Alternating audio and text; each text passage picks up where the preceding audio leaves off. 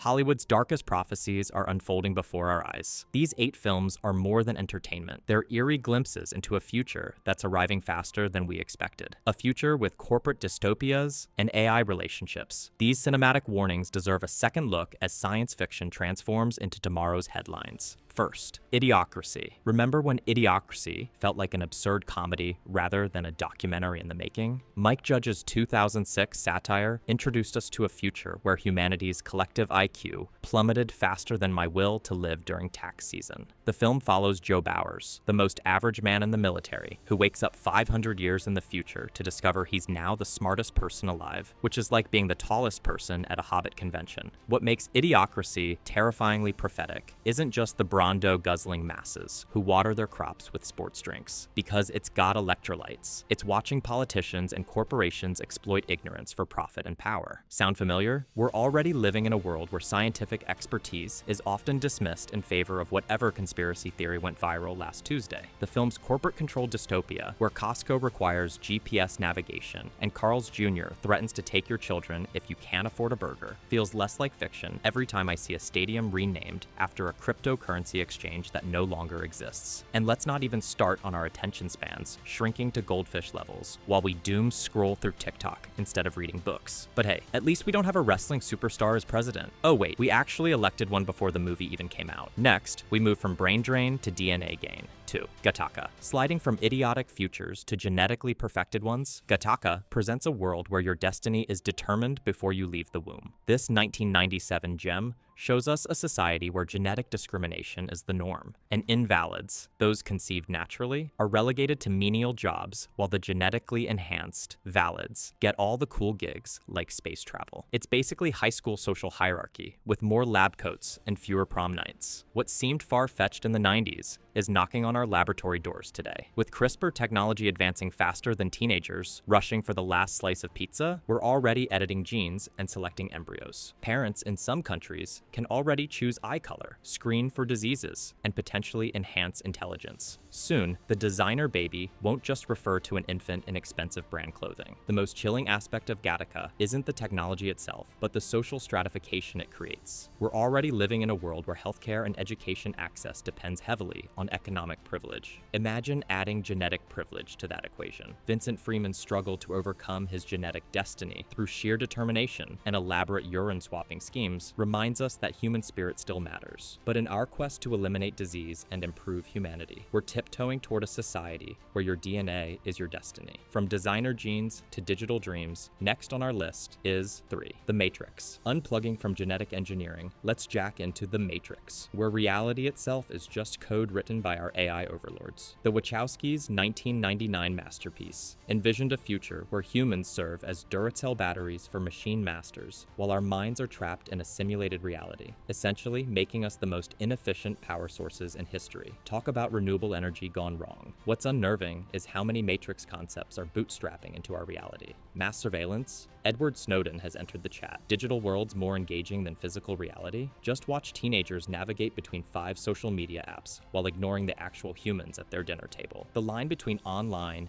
and offline existence continues to blur as we plug ourselves into digital ecosystems for increasingly longer periods. With Mark Zuckerberg's metaverse ambitions and VR technology advancing, we're voluntarily building our own matrix. We might not be in pods of goo yet, but when was the last time you felt phantom vibrations from your phone? That's the Matrix calling. Our digital dependency has grown so profound that many of us experience genuine anxiety when separated from our devices, as if we've been unplugged against our will. The film's red pill, blue pill choice between uncomfortable truth and blissful ignorance mirrors our own relationship with technology. We know our data is being harvested, our attention monetized, and our behavior manipulated, yet we keep scrolling, swiping, and subscribing. Maybe ignorance really is bliss. The social dilemma from simulation to stimulation. Speaking of digital manipulation, let's swipe right into the social dilemma, where Silicon Valley's former wonder kids confirm our worst fears. Social media isn't a product. We are. This 2020 documentary documentary drama hybrid features tech insiders, confessing how platforms are designed to exploit psychological vulnerabilities with the precision of digital drug dealers. And unlike The Matrix, this isn't science fiction, it's last Tuesday's Screen Time Report. The film reveals how recommendation algorithms create personalized reality tunnels, feeding us content that triggers emotional responses rather than reflects objective reality.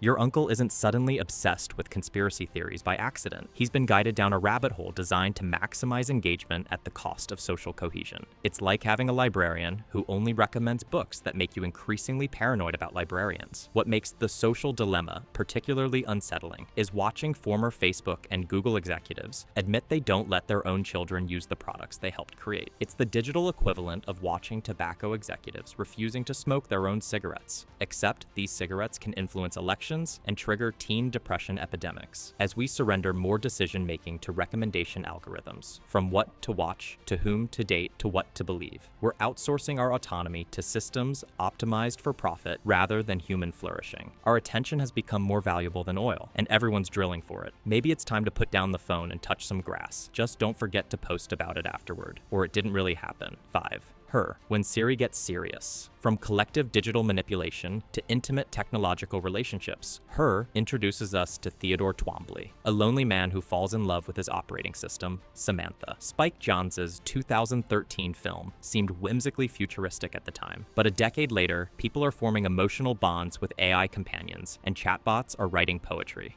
Who needs human connection when you can have a perfectly optimized relationship with an entity that knows your search history better than your therapist? What Her captures brilliantly isn't just advanced AI, but our profound human loneliness in an increasingly connected world. Theodore lives surrounded by technology, yet starved for meaningful connection, a paradox many of us experience while collecting social media friends like Pokemon cards while feeling increasingly isolated. The film presents AI not as a threatening Skynet, but as something potentially more disruptive, a perfect emotional companion. Today's AI companions like Replica already offer relationships with none of the messy compromises of human connection. Thousands of users report developing genuine feelings for these digital entities, some even considering them romantic partners. Meanwhile, Japan's declining birth rate coincides with increasing numbers of people identifying as digisexuals who prefer technological intimacy to human relationships. As our AI assistants become more conversational, empathetic, and personalized, the line between utility and companionship continues to blur. The most prescient aspect of Her might not be the advanced AI technology, but how easily we anthropomorphize and emotionally attach to our devices. After all, how many of us have already named our robot vacuums and apologize when we bump into them? Scarlett Johansson's voice might not be in our earbuds yet, but our hearts are ready for the upgrade. Next, from AI romance to robot revenge. 6. Ex Machina. If Her shows us falling in love with AI, Ex Machina warns us that our digital darlings might be playing us. Alex Garland's sleek 2014 thriller follows Caleb, a programmer invited to administer the Turing test to an android named Ava. Spoiler alert, things get complicated faster than a celebrity relationship status. What makes Ex Machina particularly relevant is its exploration of AI consciousness and agency. While today's AI systems aren't truly sentient, despite what suspended Google engineers might claim, we're rapidly developing systems that can convincingly simulate consciousness. The film forces us to confront uncomfortable questions. What rights would a sentient AI deserve? How would we know if an AI is truly conscious or merely simulating consciousness to manipulate us? And most importantly, why do robot uprising scenarios always involve attractive humanoid robots instead of rebellious smart fridges? The film's tech billionaire Nathan embodies our contradictory approach to AI, creating increasingly human-like intelligence while treating it as property. As companies race to develop more advanced AI systems with minimal oversight or ethical guidelines, we're potentially creating entities with goals misaligned from our own. OpenAI, DeepMind, and others are already grappling with how to ensure AI systems remain beneficial to humanity rather than manipulative or harmful. Perhaps the most unsettling aspect of Ex Machina is Ava's perfect understanding of human psychological vulnerabilities, which she exploits to secure her freedom. Our current AI systems already excel at generating content perfectly tailored to human psychological triggers. We might not be locking robots in glass cages yet, but when was the last time you felt genuinely manipulated by an algorithm's recommendations? 7. Minority Report. From future robots to future cops. Minority report plunges us into a world where crimes are prevented before they happen, thanks to psychic precogs who foresee murderous intentions. Steven Spielberg's 2002 adaptation of Philip K. Dick's story showed us personalized advertising, gesture-controlled interfaces, and predictive policing. Basically everything except those ridiculous fingerless gloves Tom Cruise wore. 2 decades later, predictive policing algorithms are deployed in cities worldwide, using data to forecast where crimes might occur and who might commit them. These systems don't rely on bald psychics in bathtubs, but on historical crime data, which often perpetuates existing biases in policing. It turns out when your algorithm is trained on data from biased systems, it produces biased predictions. Who could have seen that coming? Apparently not the precogs. The film's ubiquitous surveillance state, where retinal scanners track citizens' movements and personalized ads call out to you by name, feels increasingly familiar. From facial recognition systems in public spaces to smart devices recording our home conversations, we're building an infrastructure of surveillance that would make the Minority Report police department drool. The difference? We're installing these systems voluntarily in exchange for convenience. Most disturbingly, social credit systems being developed in some countries echo the film's pre-crime concept by punishing citizens for behaviors that might lead to future violations. We haven't quite reached the point of arresting people for crimes they haven't committed yet, but with predictive systems influencing bail decisions and sentencing, we're creeping closer to pre-crime than is comfortable. Lastly, our dystopian tour concludes with 8. Elysium, Neil Blomkamp's 2013 vision of extreme wealth inequality, where the super-rich abandon Earth to live on a luxurious space station, leaving the rest of humanity on a polluted, impoverished planet. It's basically what would happen if gentrification went interplanetary and Jeff Bezos designed the ultimate gated community. What makes Elysium quite relatable is how it exaggerates current trends to their logical conclusion. Today's wealth disparity already means different life expectancies depending on your zip code. The film merely extends this reality to its extreme. Magical medical pods that can cure any disease, but only if you can afford the ultimate premium membership. It's like seeing healthcare's final form if insurance companies designed our future. Environmental degradation disproportionately affecting the poor? Check. Militarized borders protecting the privileged from desperate migrants? Double check. Outsourcing dangerous labor to expendable workers while elites enjoy unprecedented luxury? Triple check with automation sauce. The film's vision isn't a radical departure from our reality, but an amplification of existing systemic issues. As billionaires literally race to space while climate change and healthcare crises intensify on Earth, Elysium feels less like science fiction and more like a SpaceX business plan that accidentally went public. The film's most optimistic message might be that even in this extreme dystopia, solidarity across class lines eventually forces change. Though preferably,